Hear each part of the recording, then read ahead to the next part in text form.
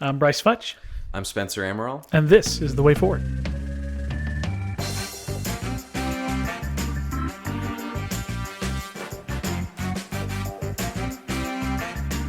Welcome back to another episode of The Way Forward podcast. I'm your host, Brice Futch, here with the Spencer Amaral. We're enjoying a wonderful cigar on the porch and a cup of coffee on a cool, rainy September afternoon. Fall is in the air. Excited. The leaves are starting to change colors, yeah, the weather is becoming very nice, and it's a good turn of events. Oh, yeah. Hi, Brice. Hey, welcome. Glad you're here. It's great that we get to do these in person. Every once in a while we do them over video, but in person is by far better. Today we're going to talk about institutions and how to interact with institutions that we have lost faith in. And we'll probably also touch on how to build margin in our lives so that we can have space to care about and think about these institutions and our interactions with them. A couple that we'll talk about are some national institutions. We'll talk about some local institutions as well. I think the first one that we're going to talk about, though, is voting. Voting is incredibly important. It is not only a right, it is a responsibility, a duty that we as Americans have to be a part of our process. But voting is hard these days. Especially in Georgia, there's a lot of tension and conflict around, is our voting secure? Is it not? Does it even matter if I vote anymore? Does my vote count? The way we do, we talked about a couple episodes ago, the popular vote versus the electoral college and all of those things. So we're going to dive into that a little bit. Spencer, do you want to start us? We talked on the Kuyperian model a minute ago in our kind of our pre-conversation. Do you want to talk a little bit about that and kind of the church's role in pushing and encouraging people to continue to interact with these institutions that we've lost faith in? Yeah, I think to state the problem plainly, we are surrounded by institutions in decline, and that's clear to all. I think that's a unifying observation. And a lot of this has to do with your view of history, right? Mm-hmm. And the conservative impulse, the progressive impulse. Is it that the institution has always been terrible, miserable, evil, and it needs to be thoroughly reformed and transformed, or are the reforms themselves the problem and things are moving in a worse direction? Regardless, no one's really happy with where the institutions are at. But as Americans, what we need for the American idea to work is for the institutions to work. Right? Because we don't have a simple monarchy where we say all of our hopes are hinged on this family, and this man and his sons or his daughters will become the monarch after him. Our hope is in institutions, offices that are duly authorized, identified, labeled, given specific tasks, limited in the scope of their authority, to do the job that is necessary to be done in a way that is accountable to the people at large, and hopefully you're appointing your best people to that job, right? Which is where hopefully democracy kicks in and finds those who are meritorious. So we need institutions to work. They're not working super well right now, and I think it just reveals the cultural split in the country. So there's a question of vision that we need to continue to debate and hash out. But even beneath that, there has to be especially among conservatives, because for whatever reason, I think it's plain to all that conservatives are the first ones to check out of the institution, right, when they're unhappy with it, whereas progressives do a great job of leaning in and saying, I'm really unhappy with this institution, the leadership. I'm going to get more involved, right, and infiltrate, take over, and eventually we'll run things and implement changes from the top. And I wish conservatives had a better track record doing that.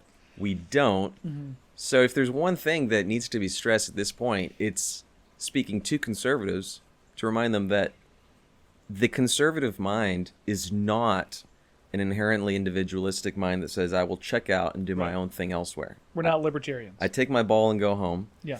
The conservative mind realizes that the American dream is built on these strong institutions and the integrity of our institutions, and you got to fight for that, because you can't expect for that to go naturally well, automatically well.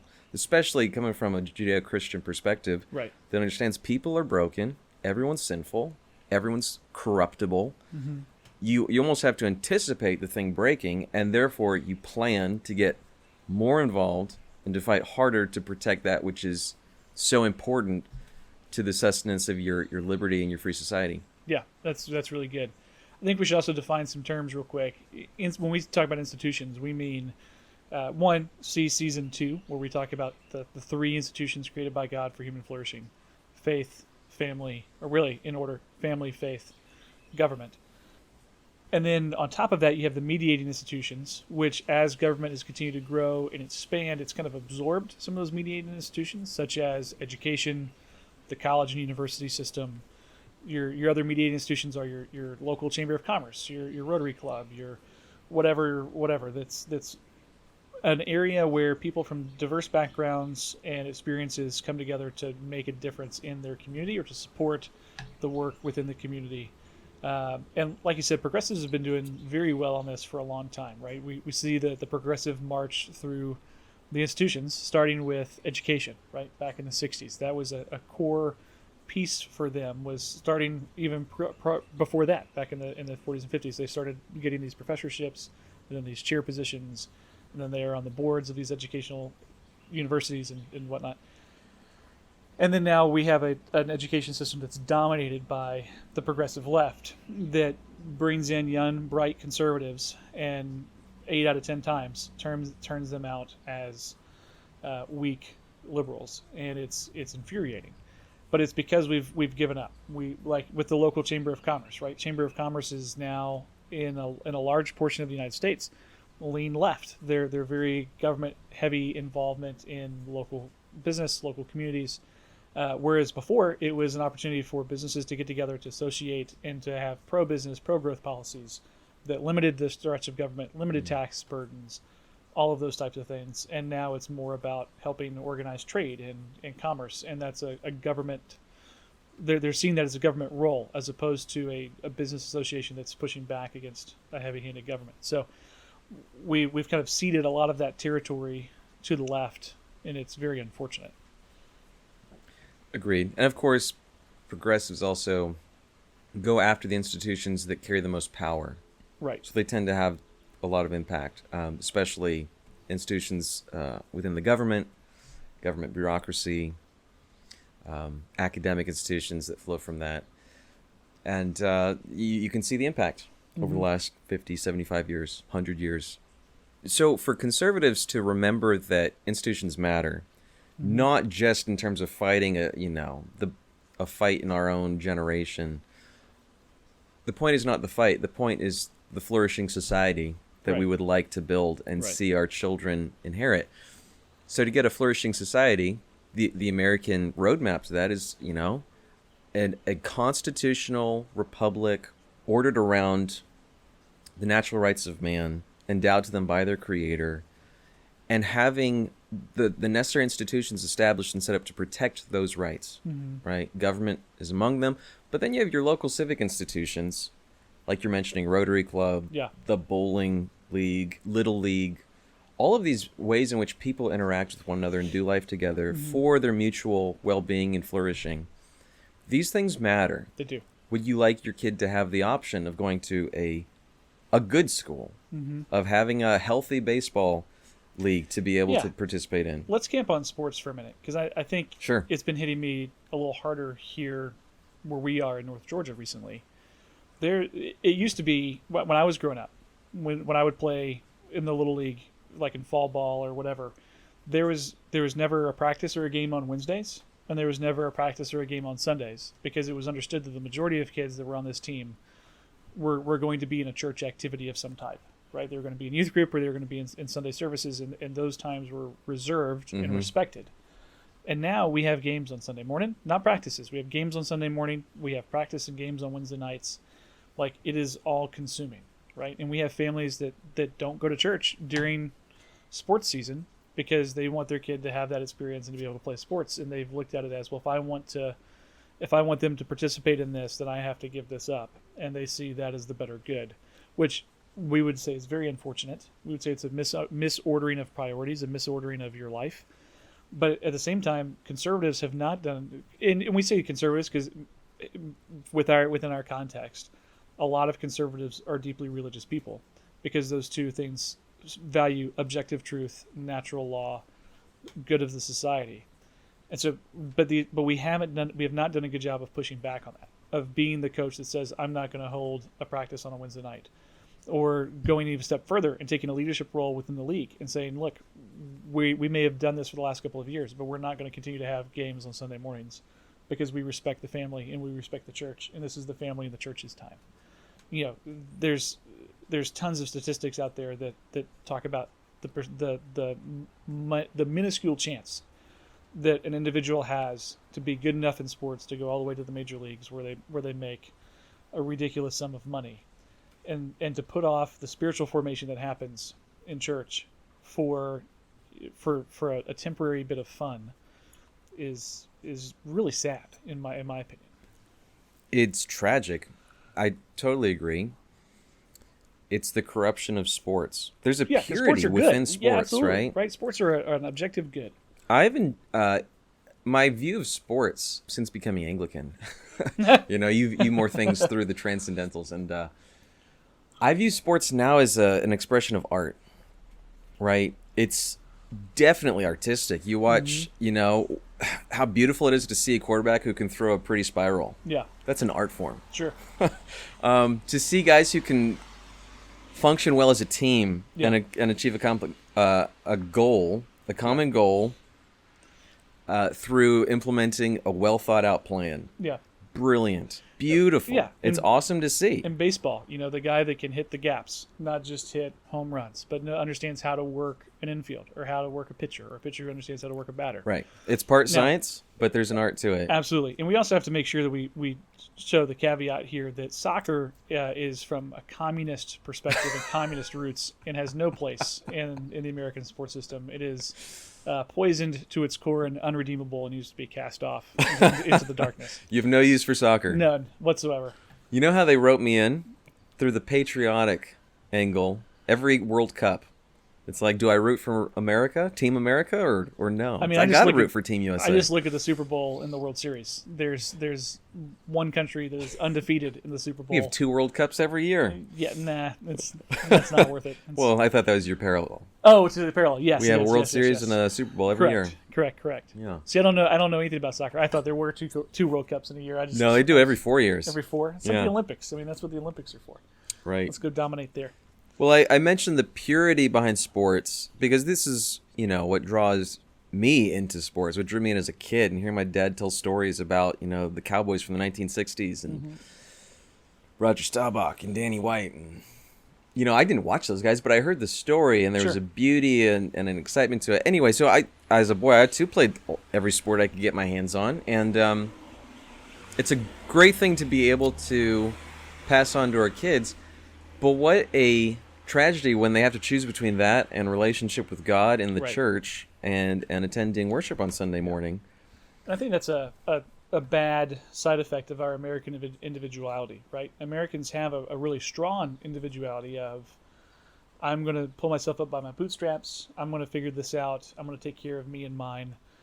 But when we take that from the church context and we say, well, church really doesn't matter. Like we're not tied to our church in that way. We go to church to get the food that we need to grow individually, as opposed to there is a purpose for being together as a group. It is an intentional time. There's more than just me going. It's important for my spiritual formation. We've lost that connection to church. Yes, I view it as absolutely. It reveals the decadence and the corruption of American culture because we're becoming more and more people who have just sold out to manna. Yes. Right. Sorry, mammon. Mammon. I was about to correct you, but we've sold out to mammon, meaning pursuit of worldly power, stuff, materialism, well-being. And sports can reveal this, especially the choice that a parent is forced to make. What's more beneficial to my child? He plays in this travel league that requires us to be on the road every Sunday, and we never go to church. He has no relationships with his, local church or his pastor. But, he has a 3% better chance of getting a multi-million-dollar contract Yeah. in the MLB someday. Right. And if the parents' calculation is, I'm going to do the thing which might produce the most money at the end of the day in my kid's life, that's just, it's a bold statement that we do not desire first the things of God and the kingdom of heaven, but instead we've chosen to serve the master of worldly goods and riches. Right. Yeah, C.S. Lewis talks about that, right? He says that, and I'll butcher the quote, but in summary, he basically says, if you put first things first, then second things will naturally come second. And it's a misordering of the good of wanting what's best for your kids, right? Like, I think parents who value sports over church just don't understand the importance that church plays and the good that church provides for their children. Because if they did, they wouldn't choose sports over, right? It's not like they're intentionally choosing something that's harmful for their kids. They think they're choosing what's best. They think Right. they understand. Well, they've been handed warped cultural thinking, right, and corrupted cultural institutions that lead people down a bad direction. Because the real question is, would you rather your child be a millionaire at the end of their life, or would you rather your child be a saint? Mm-hmm. Would you rather your child be walking in love and harmony with God and with their fellow man? Yeah. Would you rather have a speaking relationship with your children in 40 years, or would you rather your children are thriving financially, but they have no strong relationships? They've been Right. divorced twice and they don't speak to you anymore. Yep. The preference should be clear. Mm-hmm. But the fact that we don't realize the importance of raising our children in the ways that are right, in the paths of peace, seeking first the things of heaven, and trusting that everything will Yes. come about for our good as a result of that. Mm-hmm. Those were our scripture readings last Sunday, right? The propers were literally Christ saying, seek the kingdom of God first. You can't serve two masters. Yep. You have to choose one. But the beauty of it is that when you begin to prioritize things appropriately and you put God first and everything flows from that, look at America. Yeah. Why do we have these cherished liberties? Mm-hmm. Because the founding fathers said, well, here's a crazy idea. What if we put the things of God first and we were willing to hold a king accountable so that the king could not serve, his own impulses and his own fleshly good, but instead was held accountable to the things of God. Right. And thus had to honor the image of God in his fellow man and even in his own subjects. So there, we put the things of God first, and what do you get as a result of it? Flourishing and peace and harmony and individual liberties on the part of the people in the society. Mm-hmm. We get it there, but when it comes down to, my kid's baseball schedule or my own individual life, we encounter the same temptation that a king would encounter. Right. Of, am I going to seek my own little kingdom first and what I perceive to be my worldly good, or am I going to put the things of God first and trust that all things will flow to my good and for the flourishing of my family and my children as a result of that? Yeah, absolutely. That's really good. Now let's transition and talk a little bit about. We started on voting. Let's go and talk about voting a bit more. I think in Georgia right now, like I said earlier, there's a lot of different opinions on voting. On, is our vote safe? Does our vote count? Does it make a difference if I vote? Donald Trump lost the state by, I think it was like 11,000 votes in 2020, which is incredibly close for a statewide election. That's only a handful of votes per voting precinct, like less than 10, I believe, if my math is correct, less than 10 votes per voting precinct. So when we talk about does your vote count, or does your vote matter, I think really the first that's kind of the wrong question, right? Like if we do something just because it matters, it's kind of putting an ends before a means before the ends, right? Right? That's it the right way. I get what you mean. Yeah, hopefully the listener does as well. We have because it is our duty or it's our responsibility. Things that we are responsible for, we do whether we like it or not, and whether we see the fruit of it or not, and whether we actually believe that it matters or not. If we understand that it's our responsibility to do those things, we do it regardless. So, well, it comes back to what you perceive to be wasted labor. Correct. Yep. And this I would say goes back to the question: if a tree falls in the forest and no one's there to hear it, does it make a sound? Yes. Right? So what is wasted labor? If I do something that I don't see it's going to have any worldly impact on its own merit, and it doesn't make a difference to anybody that I really know and care about, well, then it's wasted labor. Right. But in a universe that is governed by a loving and purposeful and holy God, well, then the tree that falls in the forest, even if there's no human being around to hear it, well, God saw it. God planted that tree. God raised that tree up. God created that tree and placed it there for a reason. And when it fell, God knew about it. Yeah. God knew about the sparrow. God knows about every hair on our heads. So everything that we Or do... lack thereof in my Or lack thereof. Which means the ones that are left are all the more precious to God, right? Indeed. So anything that we do for the glory of God and as an act of stewardship and service to God always has incalculable meaning and weight Right. behind it. It's a discipline. Even right? if we don't see the worldly impact. Yeah. Right? Think about the early Christian church and the martyrs. Did they think that their death was going to translate into 0.4 converts? Yeah. And that's why I'm going to go and Right. lay my life down? No. We don't do the math behind it and calculate the efficiency of the action. We do it as an act of faithfulness. Right. Yeah, there's definitely not a one-to-one comparison of spiritual disciplines. Well, really there is nothing else other than spiritual disciplines, right? If you're a person of faith, I don't think you gave. You're the Kuiper serving quote. some master. Correct. You're either serving something in this world, Yeah. somebody in this world, and thus selling yourself out to a type of slavery, or you're serving God. Right. Yeah, I had a mentor at Word of Life who used to say, you can lose your life to sin, or you can give your life to Christ, but you cannot keep it. Right? Yes. It is not yours Yes. to keep. And we talked about Kuiper at the beginning, but we didn't give the Kuiper quote, which is there's not 1 square inch of the whole of human existence of which Christ, who is sovereign over all, does not cry out mine. Right? So Christ wants... Which is why he was willing to fight for it and die for it. Yes, absolutely.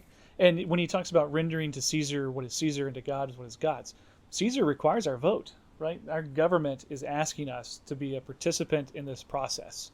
And it doesn't mean we're all going to see the same things. It doesn't mean we're all going to vote for the same candidates. But it means that we have a responsibility to God and to our government to be an active participant in this process. And it's just like in your spiritual discipline when, reading your Bible doesn't make you a better Christian, but Christ works in your life to make you a better Christian when you read your Bible. Those two things can't be separated, right? You're not going to become a better Christian if you're not spending time in His Word and you're not growing that relationship with Him. You're not going to become a better citizen if you're not doing the things that citizenship requires, such as being actively involved in the electoral process. Exactly. Living a life within the community. Right. Yeah, because we're not just talking about presidential elections here. We're talking about city elections, school board elections, every election every time that there is someone on the ballot with an opponent, you should go out and vote. I think there's a little voice in everyone's head when, you realize, oh, there's a school board election today. Mm-hmm. And we look for the easy out to exempt ourselves and say, that doesn't apply to me. Correct. I'm not part of that. Mm-hmm. That doesn't belong to me. Every time we make that move, that is, to put it very strongly, that's the devil's logic. Absolutely. Right? There's nothing going on in the world around us that we are completely excluded from, right? All of our zones of influence overlap at some point. And it's really just a matter of who is your neighbor, right? Mm-hmm. To go back to the biblical parable.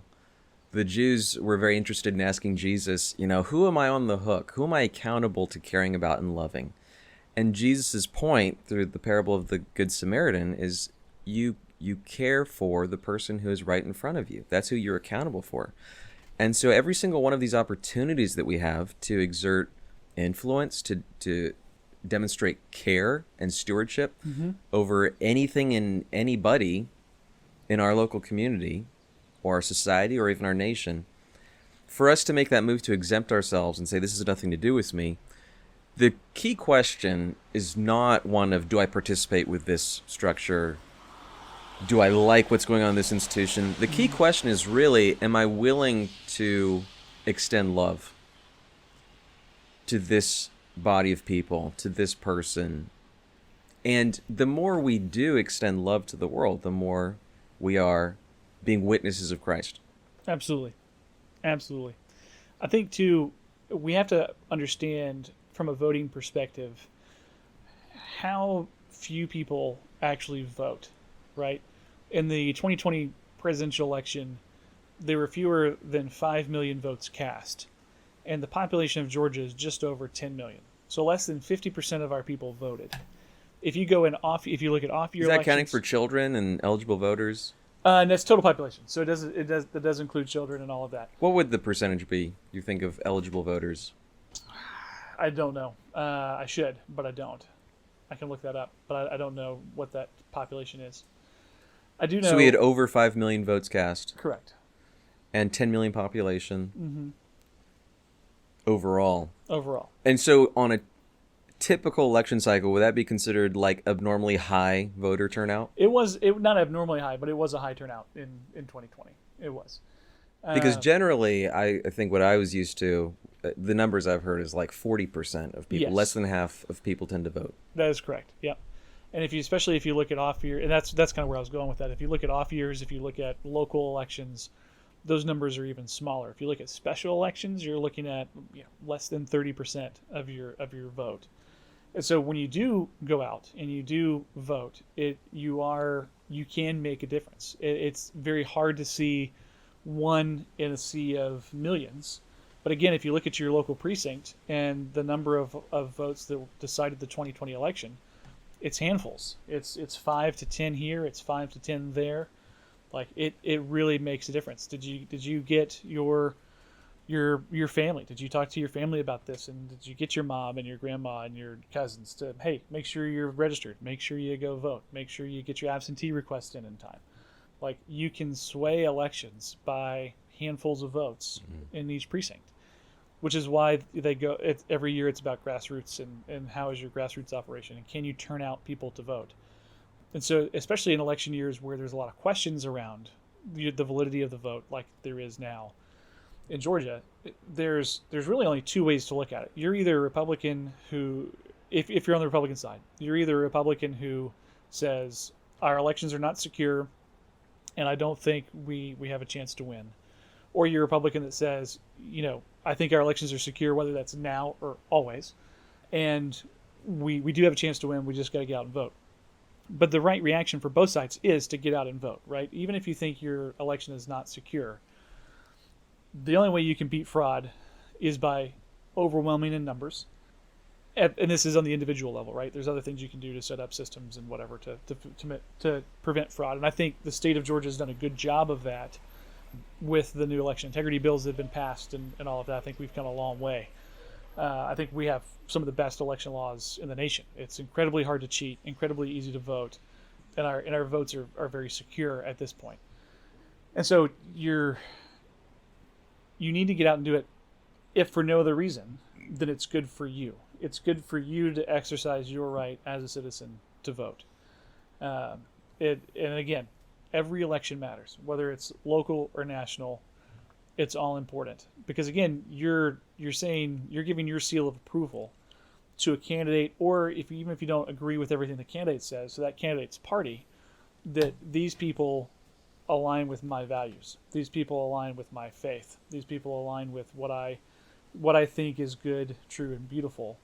And I'm going to support it. It's like on the pro-life thing right now. There's a lot of the Trump campaign is taking a lot of heat because they're talking. J.D. Vance said that Trump would veto a national abortion ban if it came to his desk. Trump's kind of dodged that a little bit and said, well, really that's not going to happen because our Congress is not going to pass that legislation, so there's no reason to even consider that. But so a lot of us in the pro-life movement are looking at this and saying, well, I don't feel like I have a pro-life champion anymore. But if you look at the history of the Republican Party, we've always been a pro-life party. We've never been a pro-death party, right? Whereas the Democrats have actively lobbied for pro-death policies. The Republicans haven't done that until recently at some statewide stuff, which has been really unfortunate and incredibly frustrating that they've taken some of these stances. But again, you have to look at the full context of not just a candidate, what the candidate says, but what does their party say? What does the party leadership want in the direction that we want to go as a country? And you're never going to find candidates that you agree with 100%. The perfect candidate does not exist. We try and get as close as we can through the primary process, but at the end of the day, there is a practicality of it. But again, voting is not just about, even if we knew that that every election was rigged, and we say we were in Russia and we knew that Vladimir Putin was going to win every single time, we still have a responsibility and a duty to get out and vote for the other guy, right? You're saying if you lived in Russia, Yes. you knew there was a fake election, Yep. but the government's saying, it's time to go vote, citizen. Yep. Comrade, You go vote. Go vote. Yep. So you would go vote. Absolutely. Every time. I like the consistency. Oh, we have a disagreement here. No, my approach to these things, because I think that, there's a certain situational aspect to this. My approach to ethics is more virtue. I'm a virtue ethicist, right? Which I think is a lot more realistic for the broken world we live in, and it orients us towards the proper questions. So I don't know that I would say, it's as simple as in all times and places to not vote when you have the option to is a sin. What I would say is if you ever have the opportunity to exercise stewardship, we should clearly see that it is desirable and preferable and optimal for me to be the kind of person who would use every means and every opportunity to exercise Christ-centered stewardship. So in the aspect of a rigged election where it's not a meaningful vote, I think that there's a real debate to be had there about what the best road to reform looks like. Why would you not make it harder for them every single time, right? I want them to have to work their butts off. Make sure this rigged election is these rigged. Dictatorships around the world that, people vote and it's 99% in favor of the dictator. Yeah. Those aren't real numbers, right? Everybody knows that. Yeah. So maybe you could say, I can sleep peacefully at night because I went and I voted, and then what the government did with my vote is on them. Correct. But absolutely. I did what I did. That's a really good point. Yeah. And for me, again, on the virtue side of things, for me to be the kind of person that exerts care and stewardship in whatever means that are available to me, voting is one. It's not the only one. And again, sometimes we create this dichotomy where it's like I tune out from what's going on in my country until the polls open. And then I go and I get all activated. Yeah. And then I go home and I tune out again. I get all angry. Again, I'm talking about being a person who is actively participating in the kingdom work of God. Without actively participating. The only question in my mind, and again, I think this is a fine point of distinction about is it a realistic pathway to reform to go and vote if you knew that your vote wasn't being counted? Isn't that what our founding fathers did?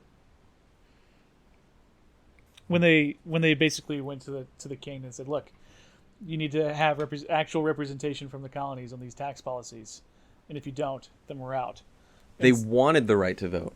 Yeah. They wanted the right to have representation. They would not have been happy with a fake election. Well, sure, and I'm not happy with the fake election either.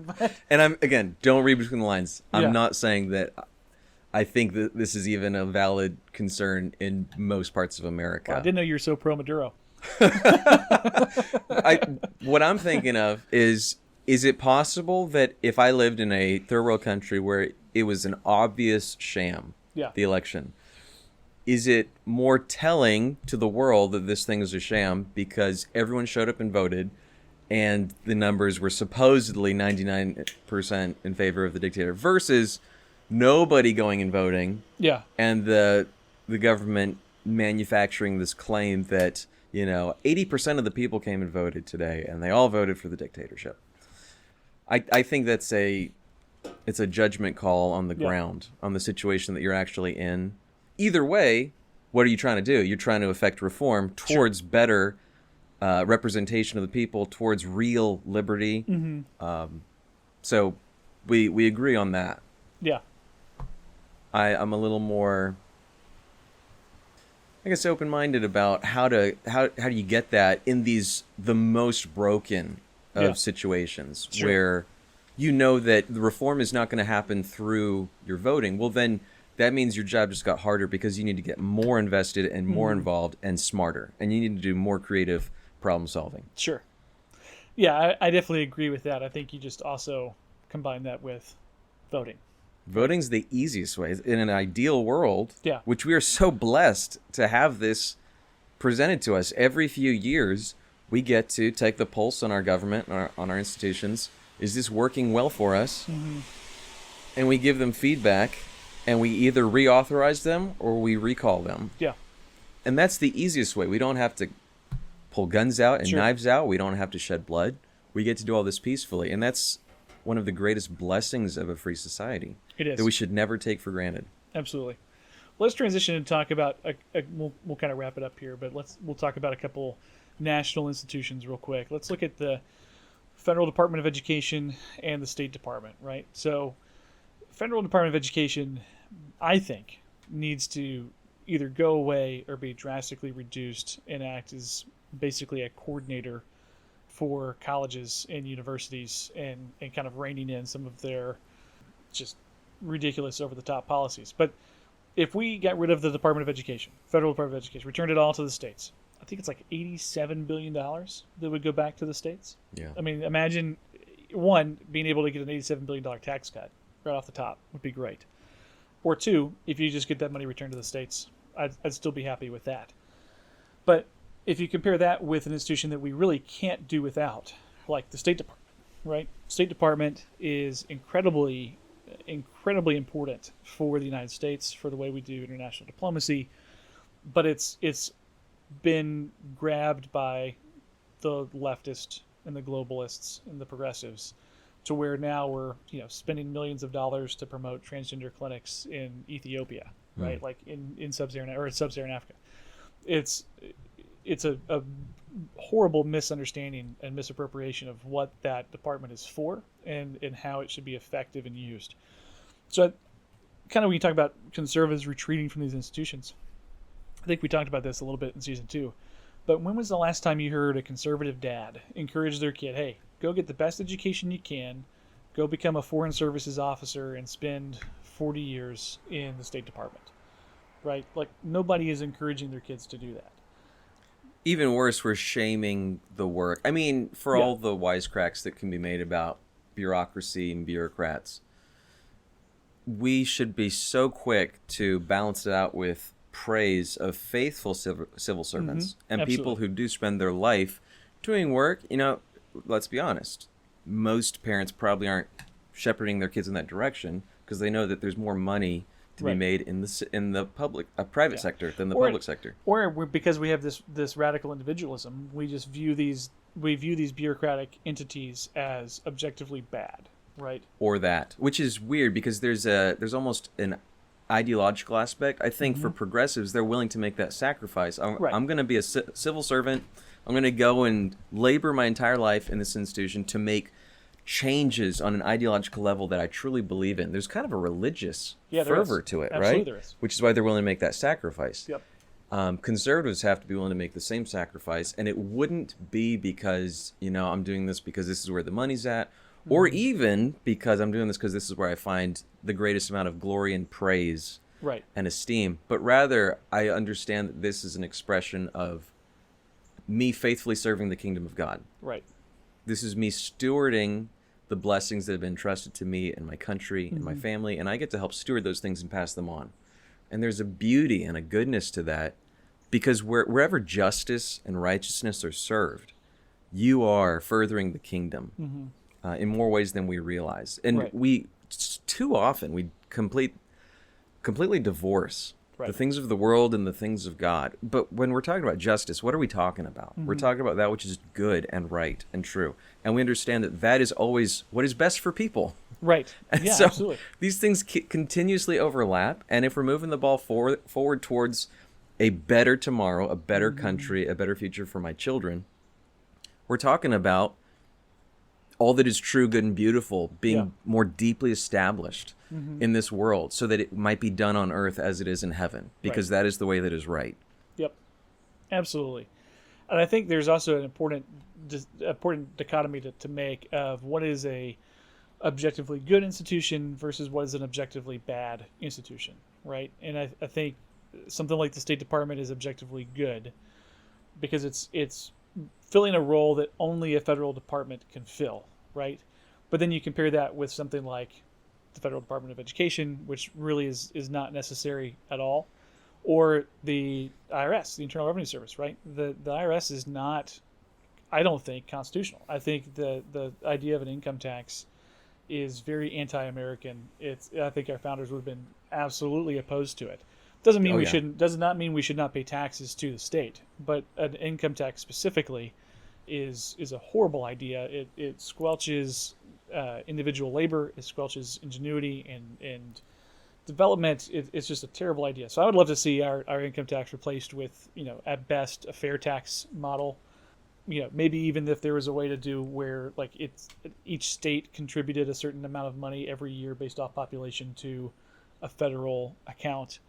But the IRS is not needed. We could get rid of the IRS tomorrow with the fair tax, right? If you had a fair tax system, every state would collect its sales tax. It would then send that money to the U.S. Treasury, and the IRS is gone. But Right. Brice, how would we possibly go after organized crime and take out the Al Capones of the world without the IRS? What a mess. And then, going back to that idea that the average American commits, was it like 3 felonies a day? Not misdemeanors, 3 felonies a day without even realizing it. It just goes to show that the bureaucratic bloat and the regulatory overreach that has taken hold in Washington, D.C. I wish that's something that we took more seriously and were more outraged about. We should because be. that is the just- death of the rule of law. Yes, we when just don't that's the see case. it. Most average people do not see it and don't interact with it, and so they don't understand it and they don't feel it. It also changes the whole incentive structure, right? It It does. disincentivizes you from getting more aware and informed about your political process. Because your only defense now is ignorance. Mm-hmm. Plead ignorance. I know I broke, 3 dozen laws a day for the last 30 years. Yeah. But I didn't know about it. Right. And I had no therefore, I'm incentivized to be as ignorant as possible. Yes. Yeah. But Versus, ignorance is no excuse for the law, right? They're going to come after you anyway. it won't help you much. I mean, I think we find that to be a plausible defense. And it is. Well, in natural law it is. Natural law it absolutely is. But in the rule of law that we have today, I don't think that would be accepted. Well, even contract law. Sure. People can get out of a contract because they didn't read it before they signed it. Yeah. Stuff like that.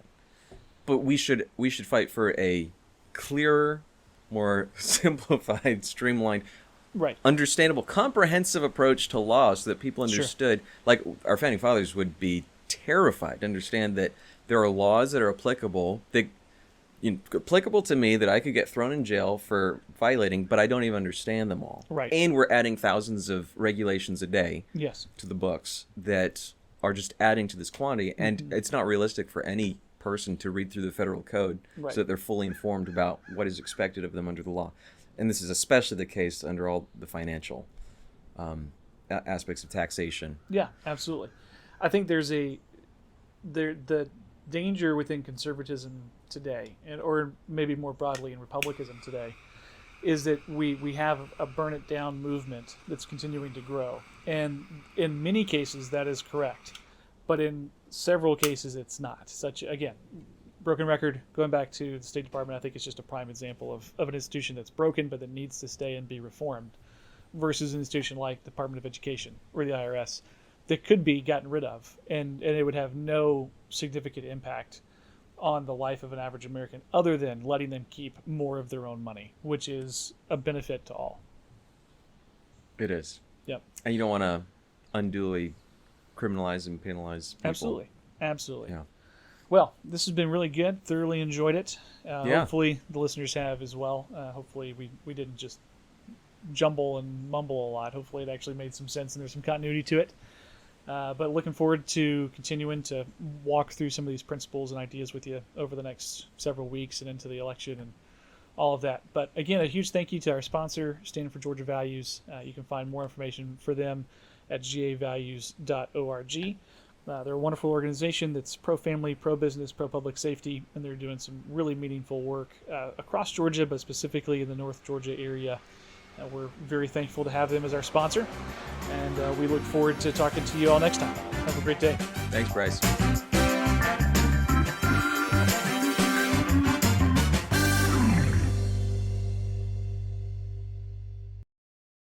Hey, everybody, this is Brice Futch, host and creator of the Way Forward podcast, and I wanted to take a minute and tell you about our sponsor for Season 2, Stand for Georgia Values Political Action Committee. They exist to ensure that every vote in Georgia is an informed vote, providing clear, concise, and accurate information about the issues and candidates shaping our future. They do some incredible work finding phenomenal candidates at a local level throughout North Georgia, and then also doing some work across the state as well. But you can find out more information about them at standforgeorgiavaluespac.com. We're incredibly grateful to have them as a sponsor. Like I said, not only have they sponsored season 2, but they're going to continue to sponsor the podcast moving forward. So hopefully you'll be getting some more regular content from us. Be on the lookout for that next month.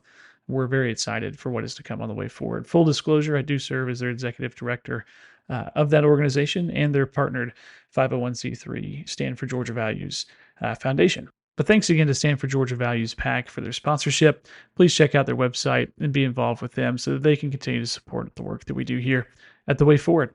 Thanks for listening.